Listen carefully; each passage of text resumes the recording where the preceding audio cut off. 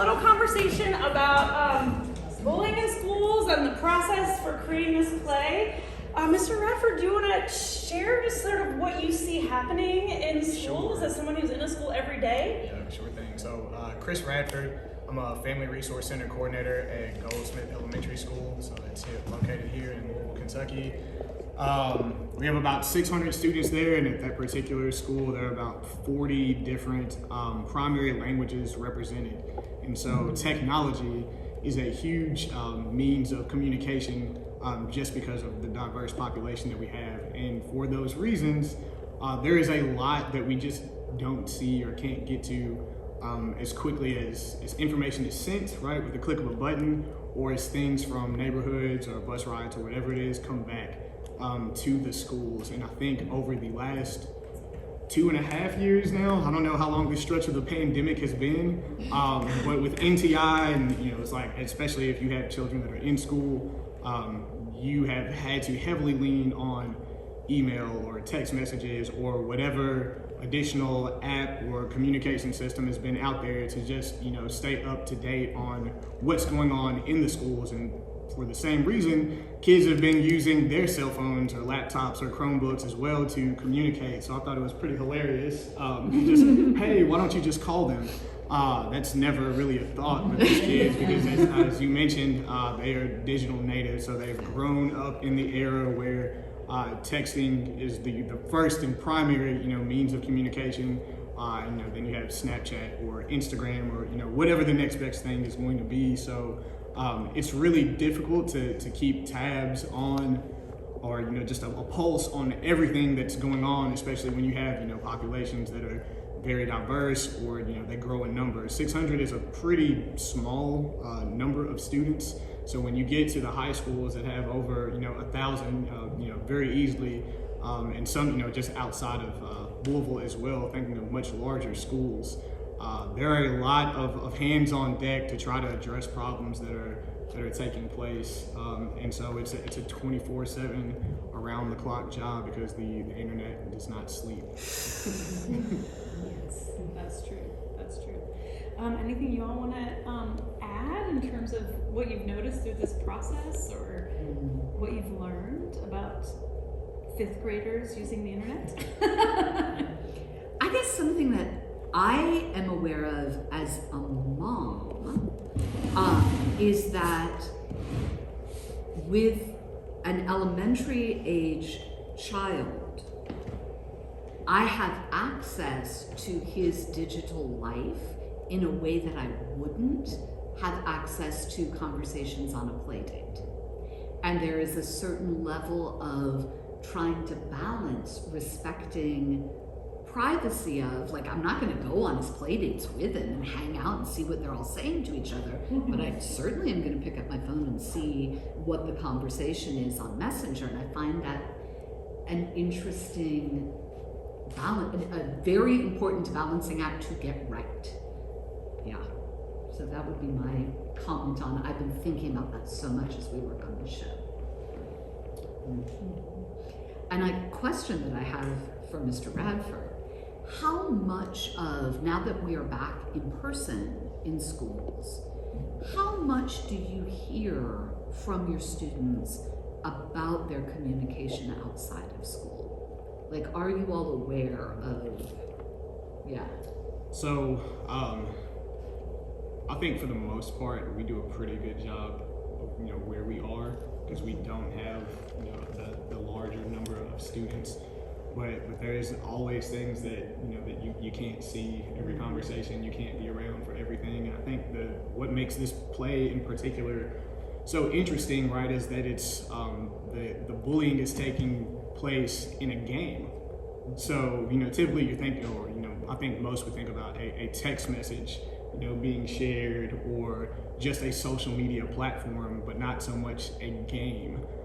And so that is where it does get really tricky when you have younger students that only recognize this as a game being played. And so it does become a punishment because they don't think about all of the other X factors that could potentially apply, whether that, is an adult, on the other end that is trying to take advantage of them, or just someone in their class as well. So trying to, you know, like at the beginning of the year, and I think, you know, just periodically, especially with the probably, you know, 3rd, 4th, 5th grade, you know, I would say up, K through to the primary isn't much of an issue, but everything changes, you know, almost instantly overnight. So, you know, the same issues that we have today won't be the same tomorrow. But I think that as far as, like I said, like keeping an eye and understanding the what you can do to stop, block, and tell for games as well is really important, and just anything where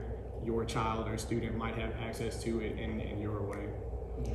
That was something I think that was really interesting for us in the process of creating this. We created this with an after-school drama club years ago. I mean, the students that were the playwrights, they're like high school students now, so it's been several years, but we knew we wanted to create an elementary version, and we didn't have the funding to do it, and we had this really savvy group of 5th grade drama students, and we're like, well, who knows what happens in 5th grade cyberbullying, you know, they're better than 5th graders.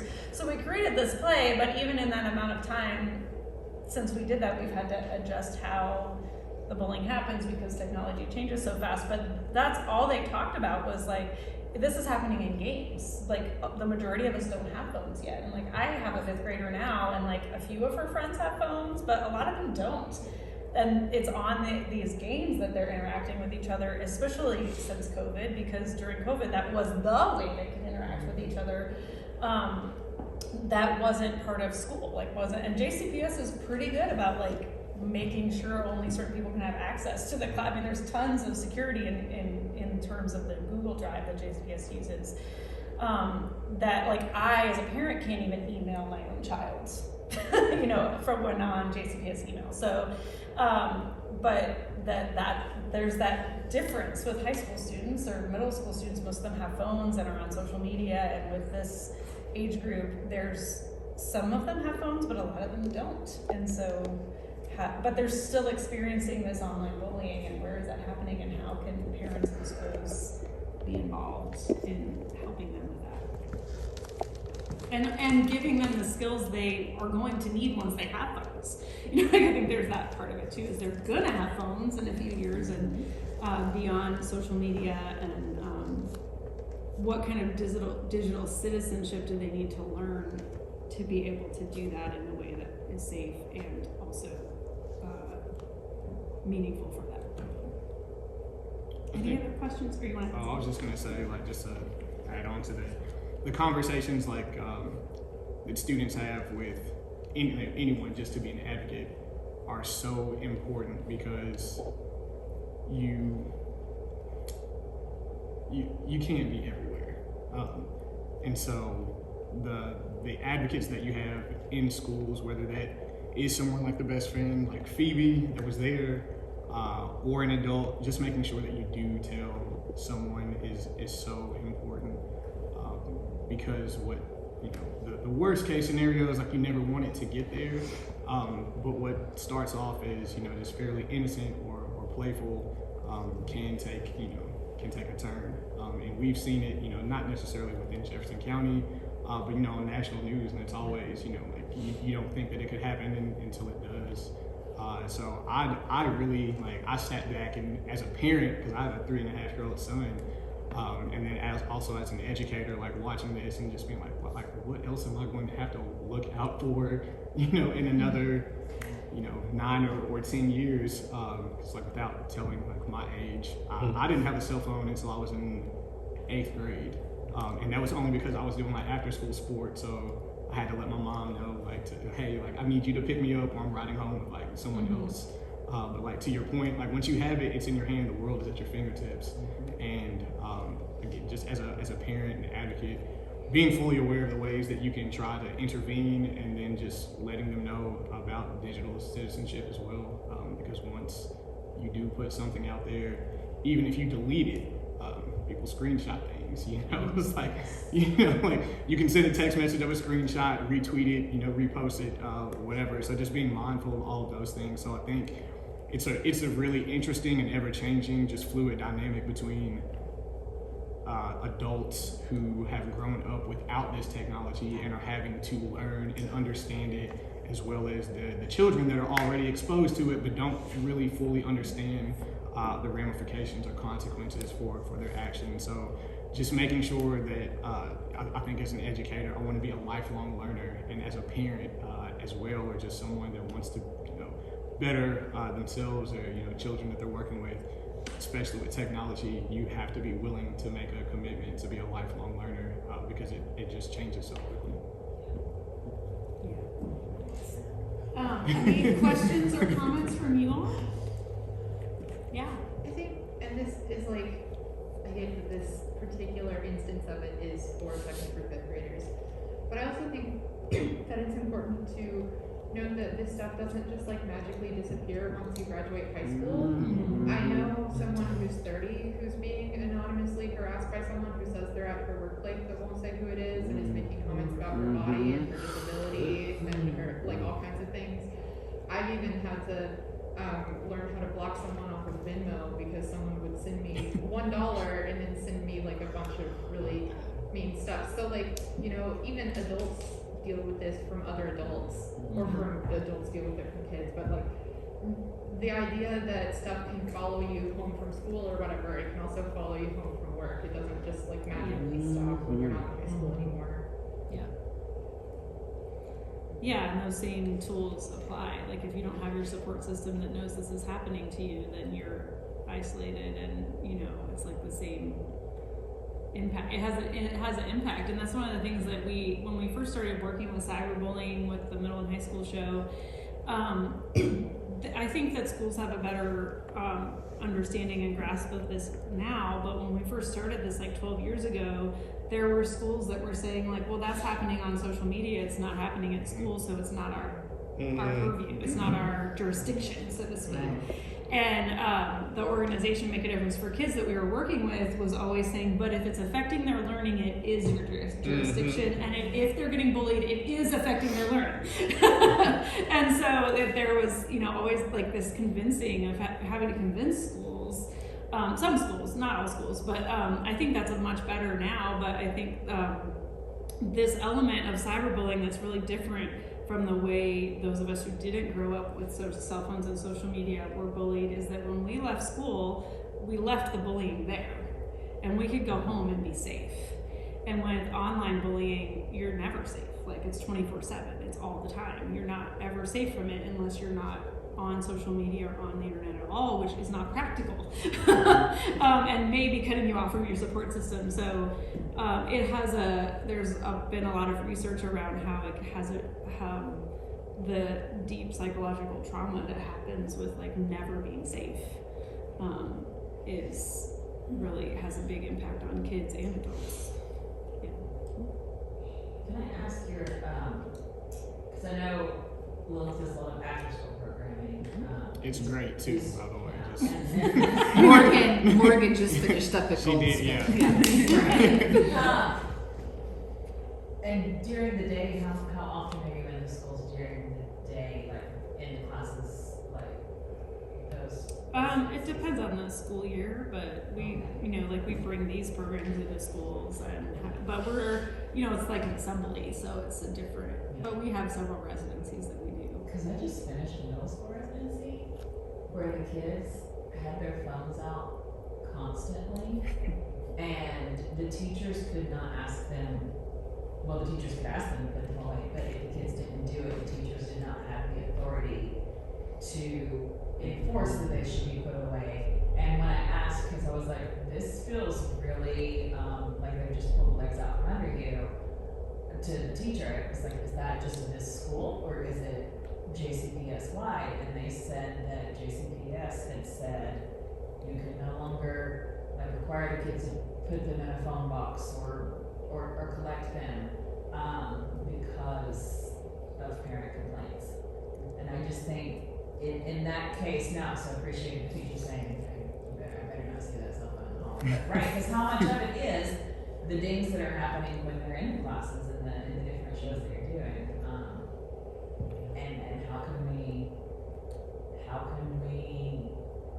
help support them when they have their phones with them and they're constantly just digging and buzzing and watching YouTube videos. And there were one of my teaching partners said there were definitely some things that they saw on the phones that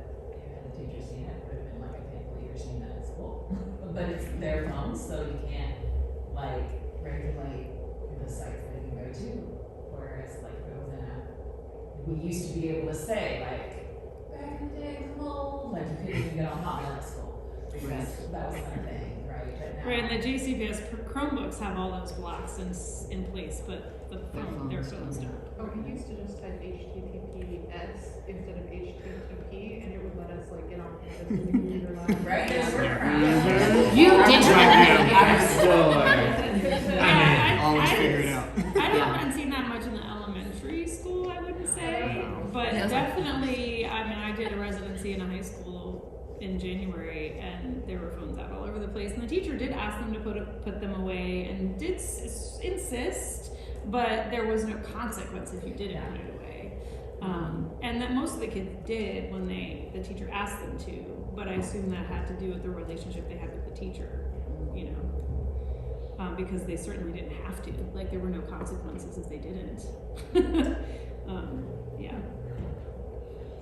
And I think just on that too is like we're creatures of habit, right? So if from a very young age, like your children see you, you know, like at the dinner table with your phone or with your laptop or like Chromebook, like every now and then, like cool, you have to shoot off an email, like that's fine. But if you're walking around, you know, like constantly, then that's going to be like the evolution. And so it's really hard to break someone that's 13, 14, 15 years old from having a phone, you know, constantly in their hand when they've seen, you know, mom, dad, or, you know, like whoever do it with their friends as well. So again, the moments that you have in person to just have, you know, really authentic and genuine conversations about, you know, the proper usage and the amount of time, especially, you know, it's like if they're under the age of 13 for sure, the better off, hopefully, they'll be, you know, like down the road. And just, you know, if you're in school, like hopefully, you know, you're there to learn.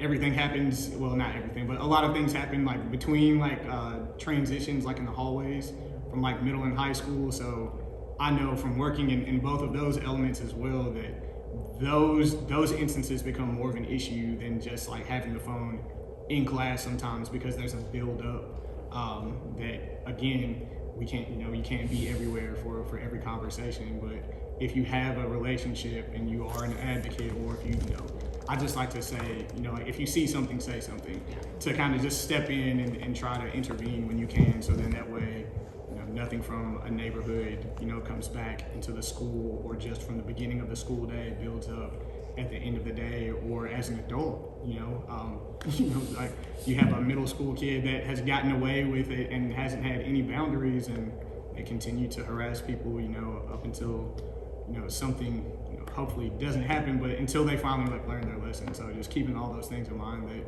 you know, you have to, I think it was Frederick Douglass is one of my favorite quotes. It's better to build strong children than repair broken men or women. So just think, you know, just keeping that in mind. Thank you. Thank you. Well, thank you all for joining us.